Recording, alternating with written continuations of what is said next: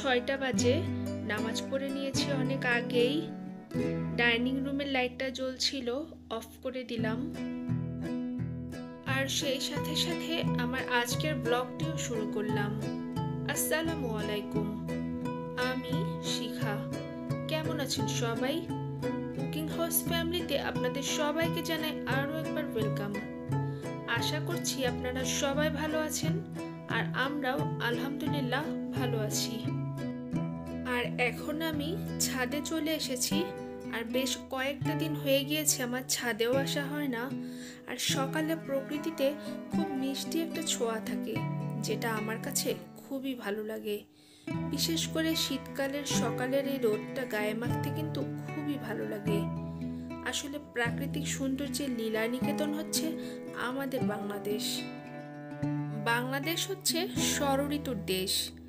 বিশেষ করে শীতকালীন আবহাওয়া কিন্তু অনেকের কাছেই খুবই পছন্দের। শীতের রাত্রিটা দীর্ঘ হওয়ায় তীব্র ঠান্ডায় প্রকৃতি তখন নিস্তব্ধ থাকে। সারাদিনের কর্মব্যস্ত দিনের শেষে মানুষ রাত্রে কম্বল, লেপ কিংবা কাঁথামুড়ি দিয়ে জড়সড় হয়ে গভীর তন্দ্রায় যায়। আর খুব ভোরবেলায় ঘন কুয়াশার ধবল চাদরে প্রকৃতি তখন ঢাকা থাকে। তখন হিমেল হাওয়ায় হাড় কাঁপানি শীত জেঁকে বসলেও যেন শীতের দাপট কাটিয়ে ওঠার জন্যই মানুষজন সাধ্যমতো দামি দামি শীতবস্ত্র শরীরে জড়িয়ে প্রকৃতিকে উপভোগ করে। সেই সাথে অনেক দিন দরিদ্র দুঃখী মানুষও রাস্তার পাশে খড়কুটো জ্বালিয়ে আগুনের উত্তাপ নেয়। আসলে আমাদের যার কাছে যেরকম সাধ্য আছে, আমাদের প্রত্যেকেরই উচিত দুস্থ, দুঃখী, সেই সাথে দরিদ্র মানুষের পাশে দাঁড়ানোর এবং তাদেরকে মানবিক সাহায্যের হাত বাড়িয়ে দেওয়া। এখন নিচে চলে যেতে হবে, আর অনেক কাজও বাকি আছে। সেই সাথে দুপুরে লাঞ্চও করে নিয়েছি আমরা সবাই। আরও কিছু সময় বিশ্রামও নিয়ে নিয়েছি। মাগরিবের সময় অনেক আগেই চলে গিয়েছে, আর এখন সন্ধ্যা 6টা বাজে। বাবুদের জন্য আজকে হরলিক্স তৈরি করব। আর আজকে ওরা নুডলসও খাবে না, মিল্কও খাবে না। ভাবলাম হরলিক্সটাই তৈরি করে দেই, দেখি ওরা খায় কি না। আসলে বাচ্চারা এক এক সময় এক এক বায়না ধরে। কখনো বলে হরলিক্স খাবো, তো কখনো বলে মিল্ক খাবো। আর দেখা যাচ্ছে মিল্কটা বানানোর পরেও ওরা প্রায় সময় খেতে চায় না। সেক্ষেত্রে আমার এক এক সময় এক এক রকমের খাবারের আইটেম তৈরি করা লাগে। নতুবা কখনো মিল্ক তৈরি করে দেই, নতুবা কখনো হরলিক্সও তৈরি করে দেই। আসলে ওরা কোনো কোনো সময় খেতেও চায়, আবার অনেক সময় খেতেও চায় না। সেক্ষেত্রে আমার প্রত্যেকটাই একটু একটু করেই তৈরি করা লাগে ওদের জন্য। তানিশা মাম্মাম হরলিক্সটা খুব বেশি একটা খেতে চায় না, কিন্তু তালহা আবার হরলিক্স খুব পছন্দ করে।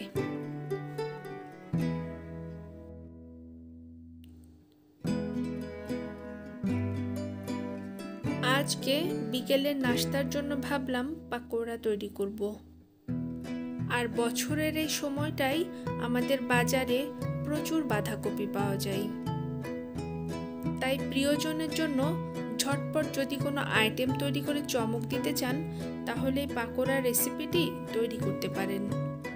আর এটি তৈরি করার জন্য তেমন খুব একটা ঝামেলা নেই। খুবই সহজে আর চটজলদি যখন তখন এটি তৈরি করা যায়।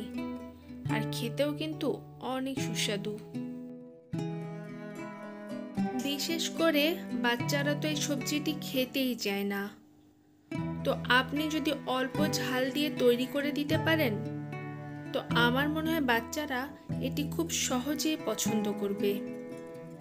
আর মজার বিষয় হলো, সমস্ত উপকরণ আপনি একসঙ্গে মেখে ফ্রিজের নর্মাল চেম্বারেও রেখে দিতে পারবেন অনায়াসে।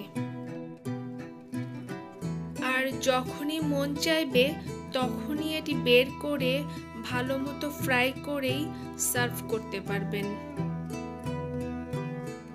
বিশেষ করে বাসায় কোনো মেহমান আসলেই এটি চটজলদি যখন তখন তৈরি করে নেওয়া যায়, আর খেতে কিন্তু খুবই ক্রিস্পি আর অনেক মজার।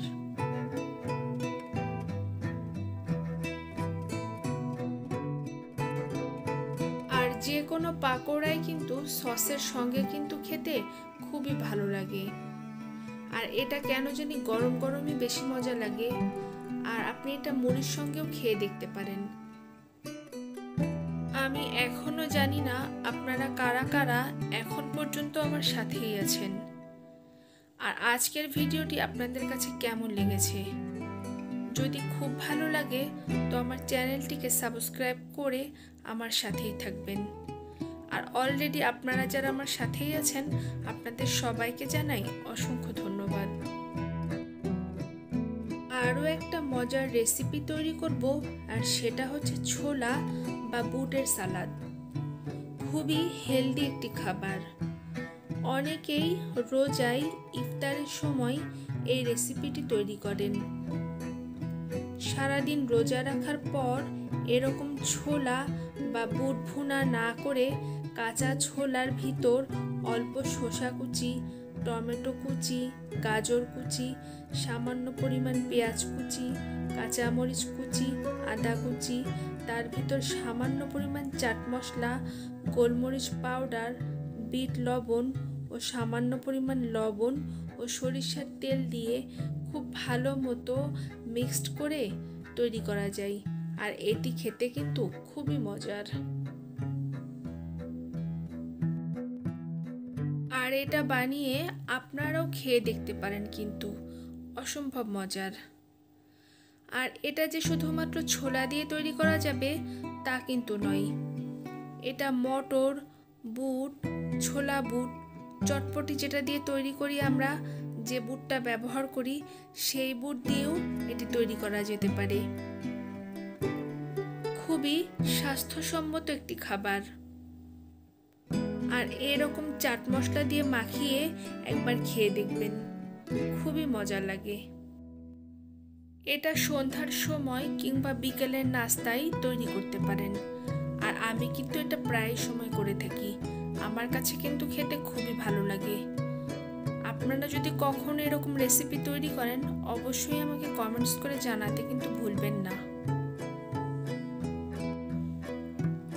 আপনাদের সঙ্গে গল্প করতে করতে কখন যে সময় চলে গিয়েছে টেরই পাইনি। ভাবছি বাচ্চাদেরকে মালটা কেটে দিব, আর কমলা লেবু খাওয়া শেষ হয়ে গিয়েছে, কিন্তু মালটাটা এখনো রয়ে গিয়েছে। আর আমার বাচ্চারা মালটাটা খুব বেশি একটা পছন্দ করে না, ওরা কমলা লেবুই খুব বেশি পছন্দ করে। মালটার জুস বাবুরা কোনো রকম খেলেও, কিন্তু এভাবে কেটে যদি আমি ওদেরকে দেই কোনোভাবেই খেতে চায় না। তবু আজকে চেষ্টা করে দেখি খাওয়াতে পারি কিনা। আর এখন আমার কোনোভাবেই জুস বানাতে ইচ্ছে করছে না।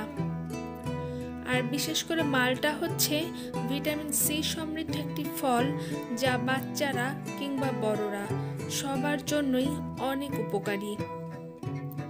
অ্যান্টিঅক্সিডেন্ট সমৃদ্ধ ফল হচ্ছে মালটা, যা কিনা সর্দি, নাক বন্ধ থাকা, টনসিলের সমস্যা, গলা ব্যথা, জ্বর, কাশি, হাঁচি, মাথা ব্যথা, ঠান্ডাজনিত দুর্বলতা সবকিছুর সমস্যাগুলোই দূর করে মালটা।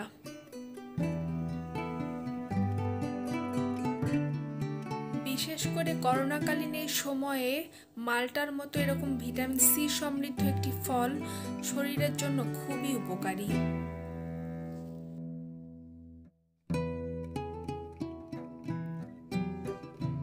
তো আজকের ভিডিওটা এখানেই শেষ করব। সবার সুস্বাস্থ্য কামনা করে আজকের মতো এখানেই বিদায় নিলাম। সবাই ভালো থাকবেন। আল্লাহ হাফেজ। আসসালামু আলাইকুম।